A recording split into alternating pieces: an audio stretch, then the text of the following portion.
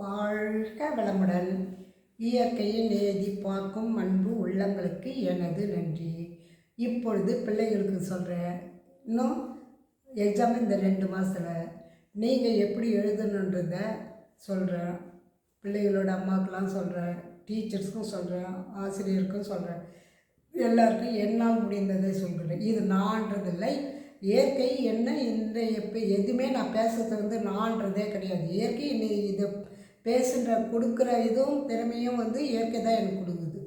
நான் உள்ளுக்குள்ளே இந்த வெளியே வர்றதுக்கே இயற்கை தான் எனக்கு. அதுமால நீங்களும் நல்லா படித்து நல்ல மார்க் எடுக்கணுன்ற எண்ணத்தை போடுங்க.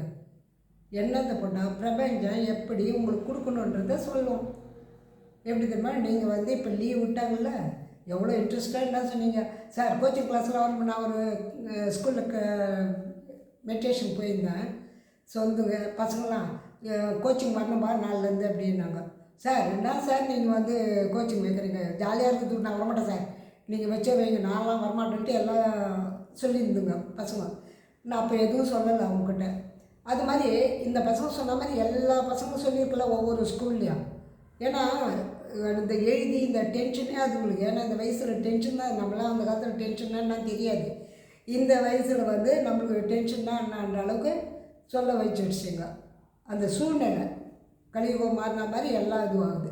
அப்போ அந்த பசங்க சொல்லும்போதே நான் நினச்சேன், இதுக்கும் பிரபஞ்சம் ரிசல்ட் கொடுக்கும்னு நான் நினச்சேன். என்ன நினச்சேன்னா, ரிசல்ட் கொடுக்குன்னா எதுன்னு எனக்கு தெரியாதுல்ல. இப்போ பாருங்கள், குறுக்க எல்லாம் கோச்சிங் கிளாஸ் வச்சாங்க ஸ்கூலில். ஆனால் அறிக்கை என்ன கொடுத்துட்டாங்க கவர்மெண்ட்டு, பிள்ளைகளுக்கு கோச்சிங் கிளாஸ் கிடையாது, ஃப்ரீயாக விடுங்க, அவங்கள மனசை ஃப்ரீயாக விடுங்க, 5ஆம் தேதி ஸ்கூல் வைக்கலாம் அப்படின்னு சொல்லிட்டு ஆர்டர் வருது. இது எப்படி பிள்ளைங்களோட எண்ணாற்றல் தானே. எல்லாருக்கும் எவ்வளோ இது இருக்கும், அந்த சந்தோஷமும் அந்த பிரபஞ்சத்தில் பதிஞ்சு ஆட்டோமேட்டிக்காக யார் மூலியம் கொடுக்கணும், எப்படி எல்லாருக்கும் கொடுக்கணும். நீ எல்லா ஸ்கூலுக்கும் தானே சொன்னால், தனியார் ஸ்கூலாக இருக்கட்டும், கவர்மெண்ட் ஸ்கூலாக இருக்கட்டும், எல்லாத்துக்கும் சொல்லிட்டாங்க. அப்போ அதை கொடுக்குற பிரபஞ்சம், பிள்ளைகளே உங்களுக்கு இதை மட்டும் கொடுத்தா சந்தோஷமாக இருக்குதில்ல, அதே போல் நாம் நல்ல மார்க் நல்லா படித்து மார்க் எடுப்பன்ற ஒரு சந்தோஷம் வரணும். சந்தோஷம் வர சொல்ல நீங்கள் என்ன சொல்ல எக்ஸாம் சொல்ல பயமாக்குது, நான் படிச்சோன்னா இல்லை நீ படித்தா.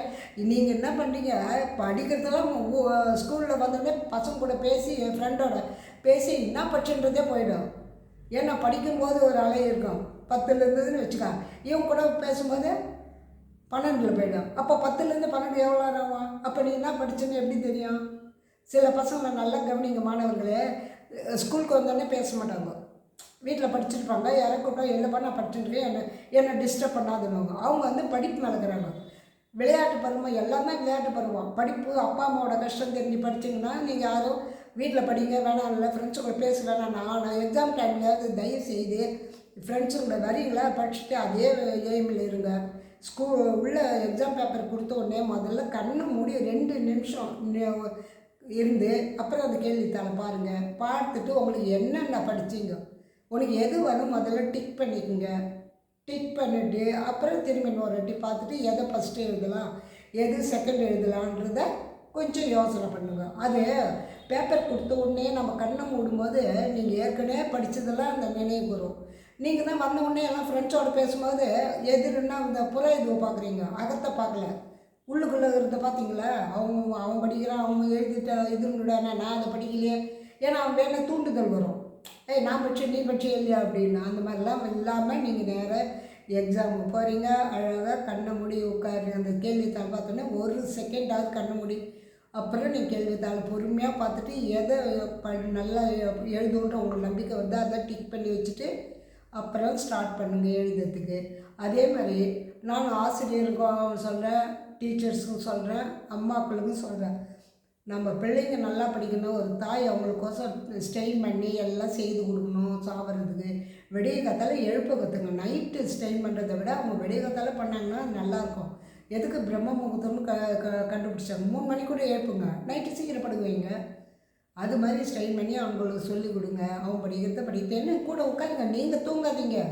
அவங்க கூட உட்காந்தா தானே அவங்க இன்ட்ரெஸ்ட் வரும் படிக்குது. அவனை எழுப்பி விட்டு நீ தூங்கினா அதுதான் பிரயோஜனம். கேட்டால் நான் டீ போட்டு கொடுத்துட்டேங்க, எனக்கு வேலை இருக்குதுங்கண்ணா. தயவு செய்த வேலையை அப்புறம் ஒதுக்குங்க. அவனுக்கோசம் முன்னாடி செஞ்சுட்டு அவங்க கூட உட்காருங்க. 1 மணி நேரம் அவங்க கூட ஸ்ட்ரெயின் பண்ணி கொண்டு அப்புறம் அடுத்த வேலையை பாருங்கள். அது மாதிரி பாருங்கள். அதேமாதிரி ஆசிரியருக்கு சொல்கிறேன், வீட்டில் எவ்வளோ பிரச்சனை இருக்கான், வர வழியில் எவ்வளோ பிரச்சனை இருக்கான், எல்லாம் இருக்கும். ஸ்கூல் வந்தோடனே அந்த பிள்ளைங்கள்கிட்ட அது எதுவுமே நீ காட்டிக்கூடாது. நேராக வரீங்க, செப்பல் எப்படி வெளியே விடுவோமோ, இப்போ ஸ்கூலில் செப்பல்லாம் வெளியே உள்ளதான் விடுக்குறாங்க. ஏன்னா இதையும் கேட்பீங்க, நாங்கள்லாம் செப்பல் உள்ளதாங்க விட்றோம். நீங்கள் நான் அதை கூட சொல்ல, ஜென்ரல் வந்து முன்னெல்லாம் செப்பல் வெளியே விடுவாங்க, அது மாதிரி சொல்கிறேன். அப்போது நீங்கள் வீட்டிலேருந்து வரும்போது செப்பல் வெளியே விட்ற மாதிரி உங்களோட கவலை எல்லாத்தையும் வெளியே விட்டுடுங்க. நேராக வந்து பிள்ளைகளை ஸ்டார்ட் ஆகிடுது, இன்னும் ஒரு 2 மாதம் கண்ணுக்கு தெரிஞ்ச மாதிரி ஓடிடும். நீங்கள் நல்லா படிக்கணும்பா, நான் சொல்லித்தரேன். உங்களுக்கு எது தெரியலையே என்ன கேளு, அதுக்கு தானே நான் வந்திருக்கேன். கேளு, பயப்படாத. நான் உன்ன மாதிரி நானும் மனுஷன் தானே. தப்பாக இருந்தால் சொல்ல போகிறேன், உங்களுக்கு நான் திட்ட போகிறதில்லை.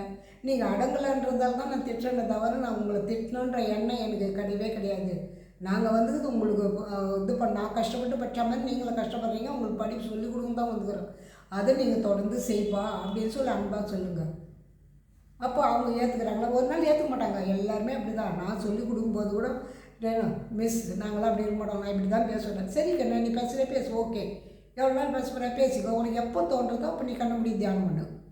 அப்படி தான் அவங்களுக்கு நான் சொல்லிக் கொடுத்தேன். பார்த்தாங்க, 4 நாள் ஆச்சு, 10 நாள் ஆச்சு, அப்புறம் அவங்க ஆட்டோமேட்டிக்காக தோணும். எதுக்கு சொல்கிறேன்னா, அது மாதிரி தான் பிள்ளைங்களை வந்து நம்ம பெற்ற பிள்ளையாக அடங்கலாம். எப்படி ஊர் பிள்ளையை நம்ம அடங்க முடியும்? நம்மளால் முடிஞ்சது. எதுக்கு சொன்னால், இது ஆசிரியர்களுக்கு ஒரே ஒரு சொல்கிறேங்க, தப்பாக நினைக்காதீங்க. ஏன்னா இருக்கிறது தான் நான் இயற்கை சொல்கிறது தான் நான் சொல்கிறேன். இப்போது சொல்லுவாங்கள்ல, பார்வதி, லக்ஷ்மி, சரஸ்வதினு எதுக்கு வச்சாங்க? எல்லாம் அதுவும் தானத்துக்கு தான். அந்த தானமும் எப்படி இருக்குன்றதுக்கும் அது ஒரு விளக்கம் சொல்கிறேன், ஒரு 5 செகண்ட். எப்படின்னா, இந்த கோழையாகிறவனை வந்து தைரியமாகிறப்ப ஏன்பா அந்த பையன் கோழையாகிற கொஞ்சம் அவனுக்கு கொஞ்சம் தைரியத்தை வர வழின்னு சொல்லுவாங்க அப்போலாம் முன்னோர்லாம். அப்போ அவங்க சொல்லுங்கள், ஏன்பா பயப்படுற, நாங்களாம் இருக்குல்ல, நீ எதுக்கு பயப்படுறேன்னு அதை கேட்டு அதுக்கு என்ன விடைன்றதை ஆராய்ச்சி பண்ணி அவங்களுக்கு சொல்லுவாங்க. அதை அவங்க பின்பற்றினானா அந்த கொஞ்சம் தைரியம் வந்துடும். அது வந்துடுச்சா? 2வது என்ன? பணம். நான் படிக்கணும்னு நினைக்கிறேன், எனக்கு படிக்க வைக்க அப்பா கிட்ட காசு இல்லை, இதோடு நிறுத்திட்டு பயம் இருக்குது அப்படின்னு ஒன்றுங்க. அப்போ எனக்கு பணம் வேணும் அப்படின்னும். அப்போ என்ன பண்ணுறாங்க? ஆட்டோமேட்டிக்காக என்ன கடன் வாங்கியாவது படிக்க வரோம். இப்போ தான் அது நீங்கள் படிக்கணுன்ற எண்ணம் முன்னோர் போட்டிருப்பாங்க. எங்கள் நாங்கள் தான் வசதி இல்லை, படிக்க வைக்கல, கிராமத்தில் இருக்கிறோம், அங்கே வந்து டிஸ்டன்ஸ் அதிகம், படிக்க வைக்கணும் முன்னாடி இறந்துட்டுருப்பாங்க, நினச்சிட்டு போயிட்டுருப்பாங்க. அப்புறம் என்ன அது அடுத்த தலைமுறைக்கு வந்து இவனுக்கு படிப்பு பணமே இல்லைன்னா கூட எப்படி இப்போ பிரபஞ்சம் எல்லாருக்கும் கொடுத்துக்குது ட்ரஸ்ட்டுன்னு வச்சு. சிவகுமார் பையன் சூர்யா கொடுக்குறாருல, அது எப்படிங்க? எத்தனை பேர் ஏழைங்களோட மனசு வந்து நான் படிக்கணும், நான் ஏன் அப்படிங்கிறேன், எங்கள் அப்பா அம்மா ஏன் ஒவ்வொருத்தரும் நினைக்கிறாங்க. அதை உங்ககிட்ட சொல்ல முடியுமா? இல்லை அப்பா அம்மா கிட்ட தான் அவங்க சொல்ல முடியுமா? அதோட வழி வந்து பிரபஞ்சம் பார்த்துட்டு தான் ஒவ்வொருத்தராக தேர்ந்தெடுத்து ட்ரஸ்ட்டுன்னு ஒன்று வச்சு கொடுக்க ஆரம்பித்தாங்க. அப்போ வந்து ஏதோ ஒரு இடத்துல கொடுப்பாங்க, இப்போ வந்து கொடுக்க ஆரம்பித்தாங்க. அப்போ என்ன அலையப்பாரு அது மேலே அந்த வந்துடுச்சா? இப்போ லக்ஷ்மி, இந்த சரஸ்வதி எதுக்கு படிக்கிறது? எதுக்கு சொல்கிறேன்னா, ஆசிரியர்களே நான் சொல்கிறேன், இவங்க படித்தாலும் இவங்க தலைமுறையும் நல்லா இருக்கான். அதே போல் நீங்கள் கற்றுக் கொடுத்தாலும் உங்கள் தலைமுறை எத்தனை தலைமுறை வேணால் அழியாது. இப்போ பணம் கொடுத்தாலும் கொஞ்ச நாள் இருந்து செலவு பண்ணிக்கிறேன் இல்லைன்னு சொல்லலாம். வேறும் கொஞ்ச நாள் கொடுத்தா அவனோட முடிந்து பசங்களுக்கு சொல்கிறவங்களே இல்லை போயிடுது. கல்வின்றது வந்து எப்போவுமே குறையாது, எத்தனை தலைமுறையானாலும் அழியாது. அதுக்கு தான் சொல்கிறேன், எல்லோரும் வந்து பிள்ளைகளுக்கோசம் நீங்கள் கொஞ்சம் ஸ்ட்ரெயின் பண்ணி சொல்லுங்கள் சார். வாழ்க வளமுடன்.